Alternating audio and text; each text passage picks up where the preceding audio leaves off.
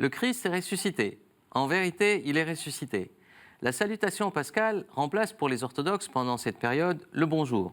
Notre émission d'aujourd'hui est largement consacrée à deux grandes figures patristiques qui ont marqué l'histoire de l'Église, sa théologie, sa prédication et son héritage, et ce, à l'occasion de la publication récente de deux ouvrages, livres et CD, qui leur sont consacrés. L'un, Saint Grégoire de Nazianze, Grégoire le théologien et cappadocéen de naissance, dénommé le chantre de la Trinité, théologien illustre, orateur et défenseur de la foi, poète éloquent des choses divines. L'autre est antiochien de naissance, dénommé Saint Jean Bouche d'Or, prédicateur hors pair, à qui on doit le texte d'une des plus grandes liturgies, la liturgie de Saint Jean Chrysostome, que pratique l'Église orthodoxe principalement avec les liturgies de Saint Basile et de Saint Jacques. Pour évoquer la vie, l'œuvre et l'héritage de ces deux grands saints, je reçois Alain Durel, écrivain orthodoxe et philosophe, et auteur de ces deux ouvrages publiés dans la collection Les grandes figures de la spiritualité chrétienne, collection dirigée par Michael Lonsdal, aux éditions La Société du Figaro et Presse de la Renaissance. Notre entretien sera précédé du traditionnel journal de l'orthodoxie et sera suivi en fin d'émission d'un diaporama images et son de l'icône de l'Anastasis, l'icône de Pâques, l'icône de la résurrection, dont le tropère est chanté ici par le chœur du séminaire russe orthodoxe d'Épinay sous Sénart, en grec, latin et slavon. Bonne émission à tous.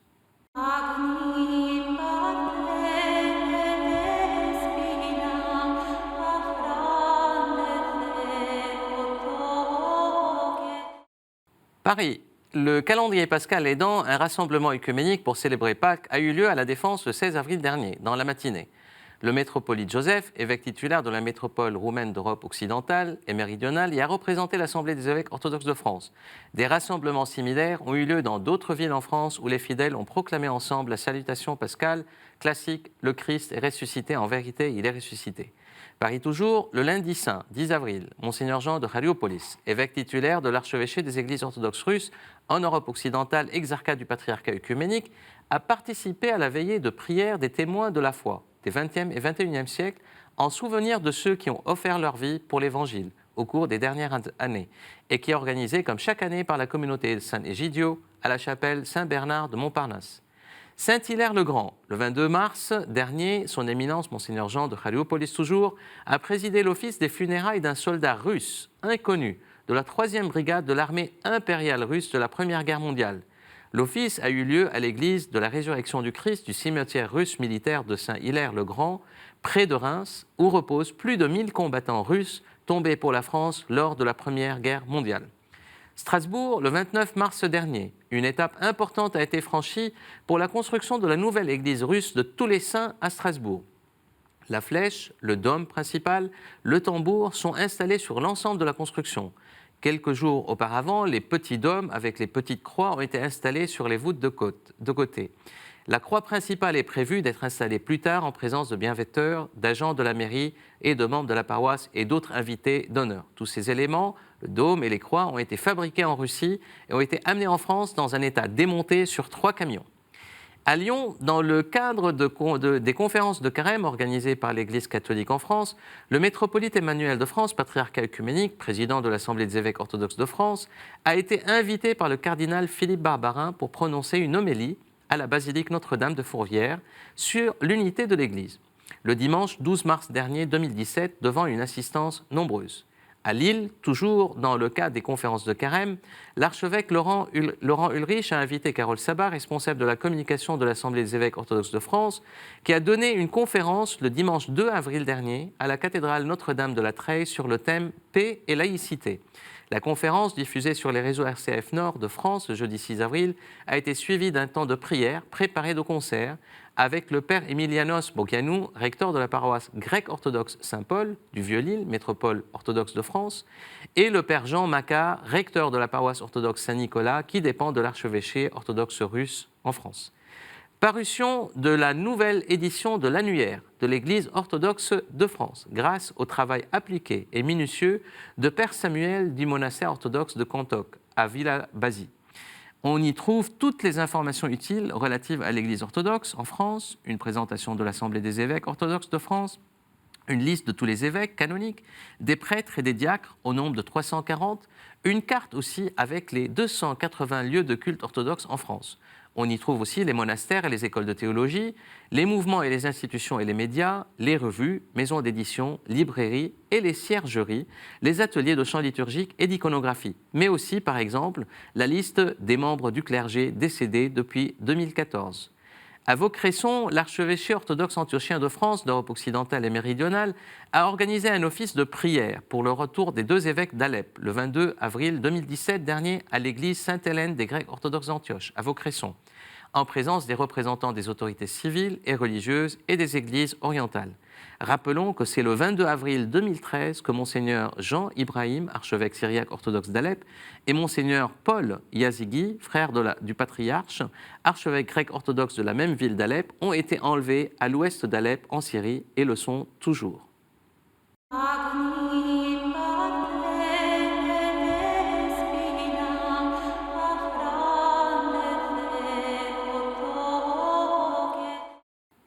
À voir le programme ambitieux et les figures chrétiennes couvertes par la collection Les grandes figures de la spiritualité chrétienne, collection dirigée par Michael Lonsdale, célèbre comédien français, nous ne pouvons qu'affirmer de nouveau que le XXIe siècle sera certainement spirituel. De saint François d'Assise à Jean-Paul II, 40 grands noms de la spiritualité chrétienne sont rassemblés dans cette collection publiée aux éditions de la Société du Figaro et les presses de la Renaissance. Michael Lonsdale apporte des variations de sa voix chaude, celle de la conviction spirituelle, dans le CD qui accompagne chaque volume. Alain Durel, mon invité aujourd'hui, écrivain orthodoxe et philosophe, s'est associé à cette entreprise en publiant 2 des 40 ouvrages consacrés à 2 figures patristiques majeures de l'Église, qui ont bien marqué son histoire, sa théologie, ses textes, sa prédication et son héritage. L'un, saint Grégoire de Nazianze, Grégoire le théologien et cappadocien de naissance, dénommé le chantre de la Trinité, théologien illustre, orateur et défenseur de la foi, poète éloquent des choses divines.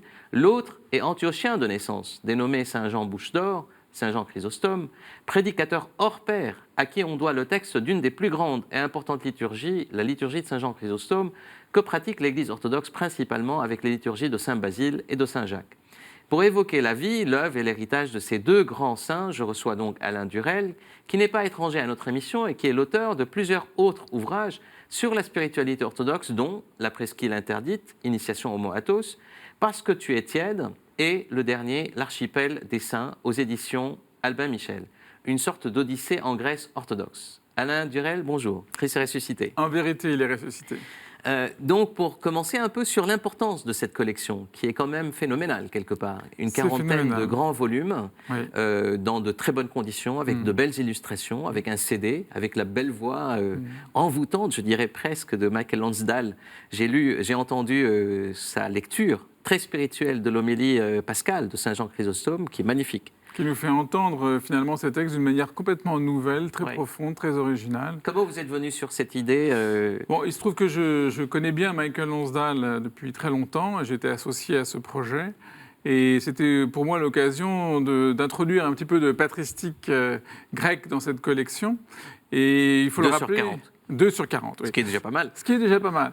Il faut rappeler que ce sont de véritables livres, et pas seulement des suppléments au journal Figaro. Ce sont de très jolis livres, très bien édités, avec des illustrations en couleur, et évidemment les CD des extraits lus par Michael Lonsdale, ce qui constitue en soi déjà un apport considérable et vraiment des petits prix, ce qui est rare pour les livres de patristique en général, qui sont souvent très onéreux. C'est un prix grand public. Voilà, c'est un prix grand public. Oui. Venons-en on va commencer par saint Grégoire de Nazianze, qui est le chantre de la Trinité. C'est un poète éloquent. On peut donner beaucoup de superlatifs, je dirais, sur saint Grégoire de Nazianze.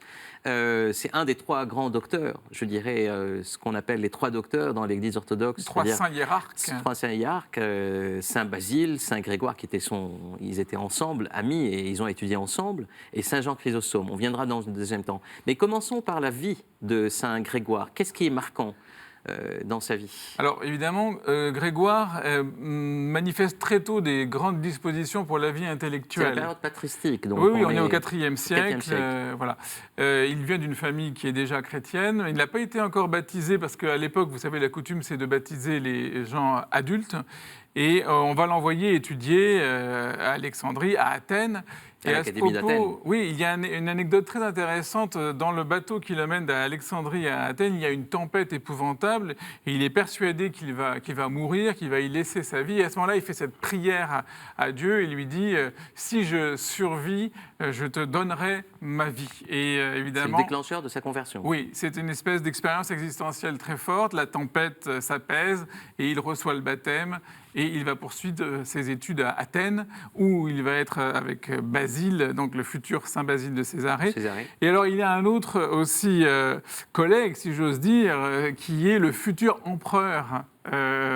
Donc, qui va être Julien l'Apostat et qui va lutter. Le fameux Julien l'Apostat. Voilà. Et donc, c'est très intéressant de savoir qu'il a eu comme condisciple à la fois Basile, enfin le meilleur et le pire, et l'empereur l'Apostat, contre lequel il va d'ailleurs lutter de manière très courageuse, puisque, nous en parlerons peut-être tout à l'heure, Julien l'Apostat a voulu vraiment séparer les chrétiens de la culture classique, de la culture profane. Alors ensuite, évidemment, très rapidement, il va gravir les échelons de la hiérarchie ecclésiastique. Il va être nommé... Son père était déjà évêque. Alors, son père, il est d'une famille complètement chrétienne. Voilà. Hein. Oui. Il y a ce que j'appelle, moi, en plaisantant, la tentation monastique. Basile l'invite au désert, où il aimerait être moine, mais en fait, très vite, il va devoir s'occuper de sa famille et il va reprendre, en fait, non seulement d'un point de vue matériel, mais d'un point de vue spirituel, l'héritage. Son père va l'ordonner prêtre. Et puis ensuite, plus tard, Basile va il va être nommé évêque de Sacym un petit peu plus tard. Et il va être engagé à ce moment-là dans le grand combat théologique de l'époque. Qui est les querelles doctrinales très importantes. Très importantes. Et c'est comme ça qu'il va développer sa théologie, qui est notre théologie, car il faut bien le dire, Grégoire de Nazianze, c'est vraiment une colonne de l'orthodoxie. Et quand je dis ça, c'est valable aussi d'ailleurs pour le monde aussi bien catholique que protestant. Bien sûr, c'est l'Église indivise. C'est l'Église indivise. Premier millénaire. Tout à fait. Et on dit de lui que c'est, en fait, on donne le surnom de théologien mystique. En fait, sa théologie est très mystique, parce que il est déjà, il est grand maître de rhétorique, il a étudié la rhétorique à l'Académie d'Athènes, mais un homme très cultivé, mais aussi il a un grand penchant à la poésie. Voilà. Poésie mystique aussi. Alors absolument. Alors vraiment, Grégoire, je dirais, c'est l'homme total, parce que c'est à la fois un homme de Dieu, un homme spirituel, un mystique, c'est aussi un homme d'une immense culture, il hérite de la culture classique, et puis ça va être donc un grand théologien. Il a vraiment tout pour lui, si j'ose dire. Donc il va lutter contre les ariens principalement, et il va développer la théologie trinitaire dont nous avons hérité, mais il va être aussi un grand poète. Et donc ça, c'est quelque chose qu'il faut vraiment souligner. Pour Grégoire de Nazianze, la poésie est une chose essentielle. On oublie un petit peu cette facette. Il y a un rapport évidemment entre la poésie et la théologie apophatique, puisque le langage ne peut pas saisir l'essence de Dieu. Apophatique, ça veut dire apophatique qui exprime d'une manière négative exactement, le mystère. Plutôt de dire ce que Dieu est, on va nier ce qu'il n'est pas. Mais par contre, le langage est une sorte d'icône verbale qui permet d'accéder en quelque sorte à Dieu d'une manière non conceptuelle ou transrationnelle, si j'ose dire. Voilà. Alors la poésie, pour Grégoire, elle est à la fois commémorative, elle est liturgique, bien évidemment, mais ce que j'essaie de montrer dans ce livre, c'est qu'elle a aussi des fonctions thérapeutiques, ça c'est plus original, et c'est une expérience spirituelle pour Grégoire de Nazianze. On voit apparaître le jeu J-E, comme on le verra d'ailleurs chez Augustin en Occident à peu près à la même époque. Donc il y a quelque chose d'assez moderne dans cette poésie. Et surtout, c'est quelqu'un qui va se confronter à la culture classique, à la culture païenne, qui n'aura pas peur de dialoguer avec le monde de son temps. Et en ce sens, je dirais que c'est vraiment un auteur tout à fait d'actualité. Ce qui est un trait commun, je dirais, de la modernité des pères de l'Église, qui ont eu cette capacité de comprendre parfaitement, c'est-à-dire de baigner complètement dans l'éducation classique de leur époque, et de transfigurer celle-ci, plutôt que de se mettre dans une culture pseudo-chrétienne avec un repli identitaire, comme parfois on est tenté de nos jours. Exactement. Donc cette capacité de transfigurer la culture et l'éducation classique, c'était un des traits à la fois de Saint Jean Chrysostome, mais aussi de Saint Basile, mais aussi de Saint Grégoire. Oui, c'est ce que voulait Julien l'Apostat, voulait séparer les chrétiens de la culture classique en leur interdisant d'enseigner la rhétorique et la philosophie, etc. Alors qu'au contraire, il n'y a pas du tout de repli identitaire, d'obscurantisme, et on accueille les trésors de la tradition païenne ancienne, grecque évidemment, pour, comme vous l'avez dit très justement, les transfigurer, c'est-à-dire leur donner une nouvelle valeur à la lumière de l'Évangile. Et donc aujourd'hui, il reste d'actualité, je dirais, Grégoire de Nazianze, d'une certaine manière, ne serait-ce que dans cette dimension, je dirais, de chantre de la Trinité, et de cette poésie mystique, je dirais. Parce qu'on oublie toujours, si vous voulez, c'est qu'à l'époque où Grégoire de Nazianze écrit, lui, il est contemporain de cette culture profane, cette culture païenne. Et donc il reste un modèle pour nous aujourd'hui. Il faut que nous soyons capables de dialoguer aujourd'hui, d'être à l'écoute du monde contemporain, d'être à l'écoute de ses problématiques et de pouvoir dialoguer avec lui et de ne pas le rejeter d'une manière... voilà. On est dans une époque où il y a une question de crise parfois identitaire, de repli identitaire. Or, c'est plutôt l'inverse, je dirais. Il faut prendre l'exemple et le modèle des pères de l'Église pour faire l'inverse. On n'est pas dans la défiance, on est dans la confiance, je dirais. Exactement. C'est ça l'audace. Venons-en à Saint Jean Chrysostome. Là aussi, je dirais, des tribulations, une vie qui commence à Antioche. Il a été éduqué aussi par Libanus, qui est à Antioche, en fait, qui est un des plus grands maîtres de la rhétorique de l'époque. Donc, il a reçu toute l'éducation classique, le rôle de la mère aussi, à la fois. Oui, bien sûr. Chez Saint Grégoire et Saint Jean Chrysostome. Et puis, en fait, cette stature de prédicateur hors pair. Mais aussi de quelqu'un capable d'interpeller le pouvoir. Alors ça, je dirais, oui, là, Jean Bousse d'Or, donc on l'appelle comme ça Chrysostomos parce qu'il a l'éloquence, mais d'abord c'est une éloquence qu'il faut rappeler aussi qui guérit, parce qu'il y a ces fameux épisodes où le peuple d'Antioche se révolte contre l'empereur, et pendant presque 20 jours il va prêcher auprès des gens, il va réussir à apaiser la tempête, le tumulte, et ça c'est quelque chose d'absolument... Alors que l'évêque d'Antioche était à Constantinople, je dirais, pour plaider devant l'empereur. Et finalement l'empereur va pas pardonner. Le vieux évêque qui était... Tout à fait. Mais alors, là où vous avez tout à fait raison, je crois qu'il faut insister là-dessus, il y a une intransigeance chez lui qui est merveilleuse, c'est-à-dire qu'il y a une espèce de radicalité éthique. D'abord, par l'exemplarité, c'est un évêque qui vit d'une sobriété exemplaire, dans la pauvreté, dans la simplicité. Qui s'applique à lui-même ce qu'il dit. Et voilà, qui s'applique à lui-même ce qu'il dit. Et puis alors surtout, il y a, si vous voulez, aucun compromis avec le pouvoir impérial et puis avec les autorités ecclésiastiques. Donc il va évidemment s'attirer beaucoup d'inimitié à la fois à la cour et à la fois dans le clergé, puisqu'il n'hésitera pas à dénoncer tous les abus, notamment en matière de luxe, d'argent et puis les parures. Donc évidemment, il va avoir des problèmes avec l'impératrice Eudoxie. Il faut rappeler qu'il est devenu patriarche de Constantinople, évêque de Constantinople, alors qu'il est originaire d'Antioche. Tout à fait. Mais un je dirais, des conseillers, je dirais, de l'empereur qui était favorable à sa candidature a réussi finalement à l'imposer comme évêque de Constantinople. Oui, de justesse, on pourrait dire. De justesse. Oui, tout à fait. Et alors, il va évidemment s'adresser, il y a cette affaire absolument extraordinaire, vous savez, avec l'impératrice Eudoxie. Donc, il critique son goût du luxe, des parures, donc évidemment, ça ne plaît pas du tout à l'impératrice, qui l'exile. Et à ce moment-là, il est tellement aimé par le peuple, si vous voulez, qu'il y a un signe qui est interprété, c'est extraordinaire, un tremblement de terre, et le peuple dit, c'est parce qu'on a chassé notre Jean Chrysostome, il faut le ramener. Voilà. Et on dit que l'impératrice elle-même aurait dit si nous ne ramenons pas Jean, nous allons perdre l'Empire. Donc c'est assez extraordinaire. Donc Jean va revenir à nouveau, mais ça ne va pas durer très longtemps parce qu'il y a toujours cette tendance du christianisme impérial au retour au paganisme, puisqu'on va construire une statue de l'impératrice Eudoxie. Donc évidemment, ça ne plaît pas du tout à Jean. Et il se retrouve à nouveau en conflit avec le pouvoir impérial. Et de nouveau, il est resté intransigeant. Et il ne baisse jamais les bras. C'est un personnage extraordinaire. Vraiment, il est très touchant. Et d'ailleurs, sa vie est, je dirais, est romanesque et tragique, pour le coup, au sens grec, puisqu'il va être exilé une deuxième fois. Et cette fois, cet exil, c'est quasiment une condamnation à mort.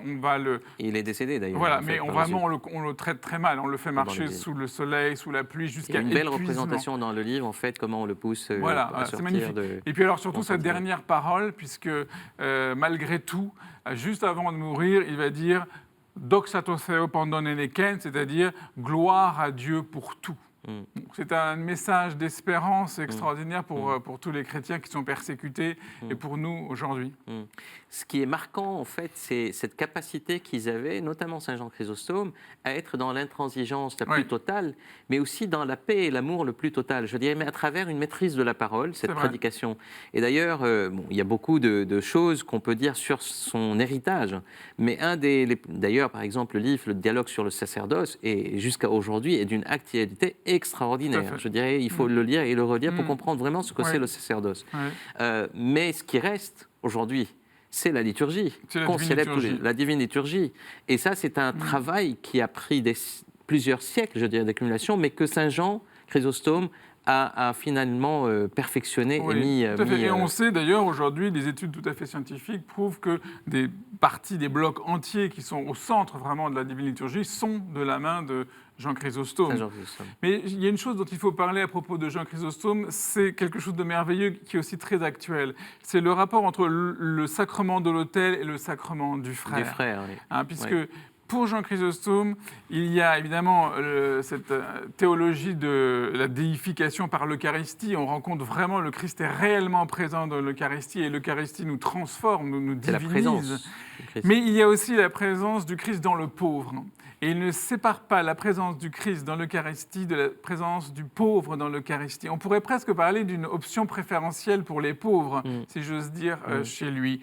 Et il ne faut pas, dit-il à plusieurs reprises, séparer les deux sacrements. Sinon, on perd quelque chose du message évangélique. Si on oublie aussi la présence réelle, les besoins effectifs du pauvre, alors on risque de tomber dans l'illusion, dans une sorte de piété finalement qui nous ferait aimer Dieu mais sans aimer le prochain. Oui, d'ailleurs, c'est très manifeste, cette capacité qu'ils avaient à avoir un discernement sur cette double dimension qui s'entrecoupe. Et c'est le meilleur remède, quelque part, pour éviter la schizophrénie, parfois dans laquelle l'Église s'installe, en séparant l'institution, je dirais, de tout un pan d'autres vécus. Et notamment cette dimension du sacrement du frère, qui est aussi importante que le sacrement de l'autel. Et là, on voit bien, chez Grégoire de Nazianze, c'est le dialogue avec la culture contemporaine. Et chez Jean Chrysostome, il y a la rencontre, l'écoute et le service du pauvre, des pauvres. Donc finalement, ces deux grands saints, je dirais, du IVe siècle sont très d'actualité sur tous les thèmes. Absolument. Et quel est le secret des pères de l'Église ? Je crois que c'est leur capacité justement à rester ouverts, à rester à l'écoute et à ne pas s'enfermer dans leur propre certitude. Ça, je crois que c'est vraiment, vraiment essentiel. C'est-à-dire dans une dimension de foi, de confiance, et non pas de repli et de défiance. Exactement. Oui. Merci beaucoup, Alain Durel. Merci beaucoup. Et moi, je vous dis à la prochaine émission.